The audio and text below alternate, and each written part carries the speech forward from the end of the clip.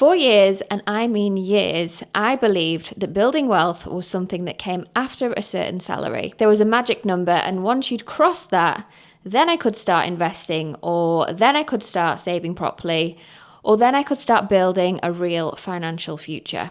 So I kept waiting, and I worked a bit harder, and I waited some more, and the whole time I realised I was completely wrong. If we haven't met yet, hi, I'm Natasha, and I've spent over a decade working in finance across the UK and the Middle East after becoming a chartered accountant around 12 years ago.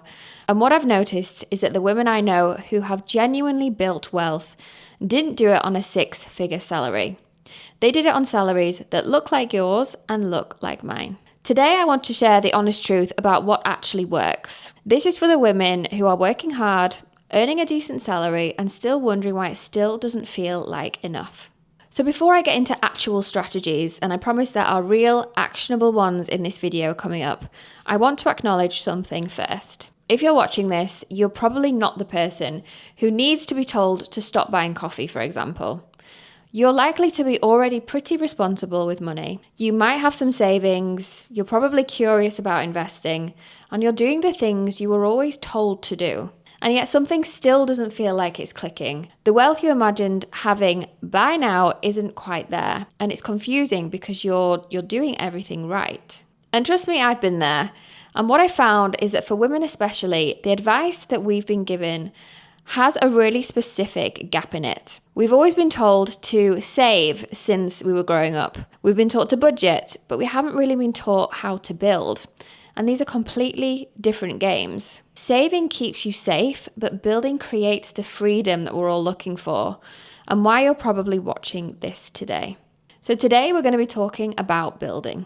The first honest truth that I need to share with you is that the wealth gap for women isn't primarily a salary problem, it's a participation problem. Studies consistently show that women invest less than men, not because we earn less, though the pay gap is definitely real, but because we've been conditioned to believe that investing is risky, or it's complicated, or it's just not really for us. We've been handed the responsibility of managing the household budget, whilst men were handed the financial times. And here's what that costs us over a lifetime. If a woman and a man both earn the same salary, but she saves in cash what he invests in the market, then over 30 years, the difference in wealth between them isn't just 10%, it isn't 20%, it can even be 3, 4, or even 5 times more. Not because he worked harder, not because he earned more, but because his money was working harder whilst hers was sitting still. And this isn't your fault, this is cultural inheritance. But it's absolutely something that we can change, starting right now, whatever salary you're on. The second myth I want to bust is that you need a high salary to build meaningful wealth. And trust me, you don't. What you need is consistency and time.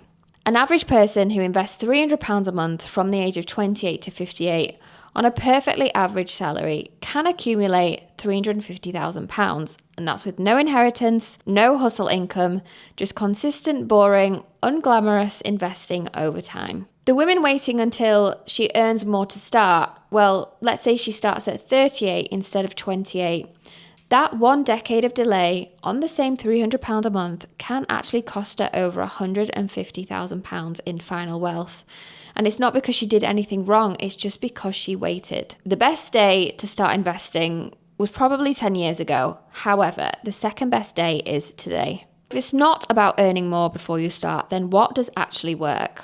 And this is the framework that I use and that I've seen work for women in genuinely average income brackets. Number 1 is pay yourself first. Most people earn, spend, and save whatever is left. However, the rich girl method is the reverse. You earn, you save, and you invest first and then live on what remains. Practically, this looks like setting up a standing order or a direct debit on the day that you get paid, before you've even seen the money in your current account. That moves a fixed amount into your investment ISA. You don't decide whether to invest this month because you already decided it last month. The automation removes the willpower from the equation entirely. So I would recommend to start with whatever feels just slightly above uncomfortable. Not so much that you're stressed, but enough that it's not completely invisible. For some of you, that might be £50. For others, it could be £300. For others, it could be more. The amount matters far less than the actual habit. Number 2 is the wealth stack.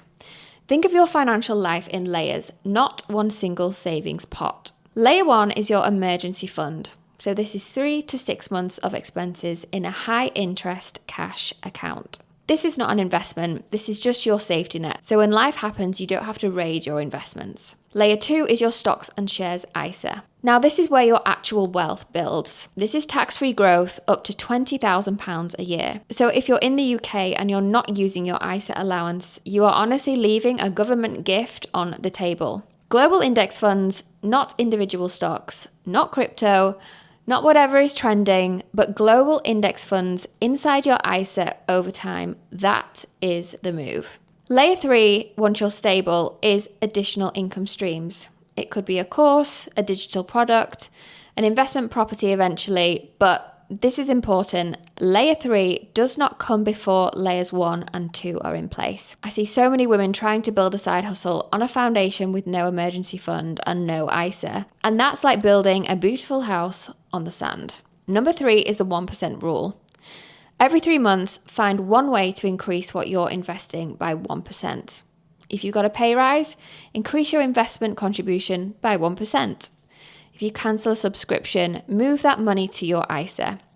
If you've earned a little extra one month, then invest 50% of it, for example. The 1% rule is powerful, not because of the maths, but because it trains our brain to see investing as the priority and not the afterthought. Here's the most uncomfortable truth about building wealth on an average salary, and nobody says this enough. The problem is almost never the salary, it's the gap between what you earn and what you invest. A woman earning £28,000 a year who invests £200 a month will build more wealth over 30 years than a woman earning £60,000 a year who invests nothing because she's waiting until she earns more, or waiting until she understands investing better, or waiting until the time is right. The time is never going to feel perfectly right. Much with anything, the market will always feel uncertain, and you'll never feel like you know quite enough. The rich girls aren't women who have all the answers. They're the women who start before they feel ready. So whatever number feels manageable for you right now, it could be £10, £50, £100, £200. Open that stocks and shares ISA and start this week. Your future self is going to thank you more than you can ever imagine. So I want to pause on the practical for a second, because I think we always miss something super important when we treat wealth building as purely a numbers game.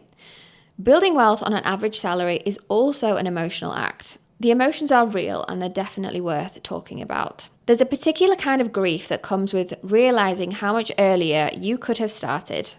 If you're in your 30s like me, and you're just beginning to understand investing, there can be a real sense of, I've wasted so much time. I really want to speak directly to that feeling because you haven't. The actions you take today will compound forward from today, and regret is the only thing that genuinely costs you time. There's also something called financial shame, which is this embarrassment that so many girls carry about not knowing enough, not having done more, not being further along, and I see it time and time again. I hear about it and I want to name it clearly. Financial shame is not a sign that you failed. It's a sign that you were never properly taught. And those two are completely different things. And there's a third emotion that I want to name, and this one is a little more uncomfortable, which is the fear of wanting too much. Women have always been told that wanting wealth is greedy, that wanting more is enough and is sometimes unattractive or unfeminine. But that ambition around money is less dignified than ambition around career or relationships. I reject this entirely. Money is freedom, money is options, money is the ability to say no to things that diminish you and yes to things that light you up. Wanting financial security and abundance is not greedy, it is self-respect. So I want you to give yourself permission to want this fully. So here are your 3 rich girl moves for the week. And I want you to start putting everything in this video into actionable steps. So step number 1, open a stocks and shares ISA if you already don't have one. You can use Vanguard, Trading 212, Invest Engine. It takes about 15 minutes, it's free to open, so I want you to do that this week. Step 2 is set up a standing order to move money into that ISA on your payday. even if it's just £50. This is really important. Make sure you automate it so it happens without you having to decide every single month. This is where you're going to take the decision out of your own hands. Step 3. Choose one global index fund to invest in. If you're overwhelmed by choice, and this is genuinely one of the most common reasons people don't start, a global index tracker like Vanguard's FTSE Global All Cap or a similar equivalent is where many financial educators start and where many actually stay. You do not need a complicated portfolio, you just need to start. These 3 moves this week will put you ahead of the majority of people in this country who know they should be investing but haven't started yet. Done is definitely more powerful than perfect. I started this channel because I was tired of finance content that felt cold or intimidating or designed for people who already had everything figured out. Building wealth on a normal salary isn't glamorous. There's no viral hack, and there's no secret that the wealthy are hiding from me or from you.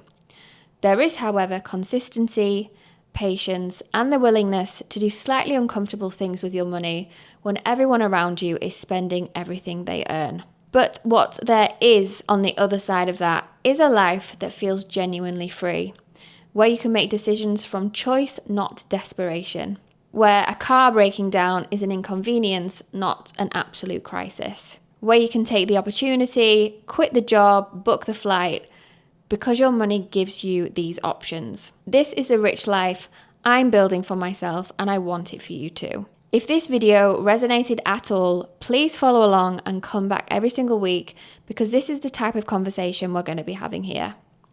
I want you to drop a comment below and tell me what's the one thing from this video that you're going to do this week. See you in the next one.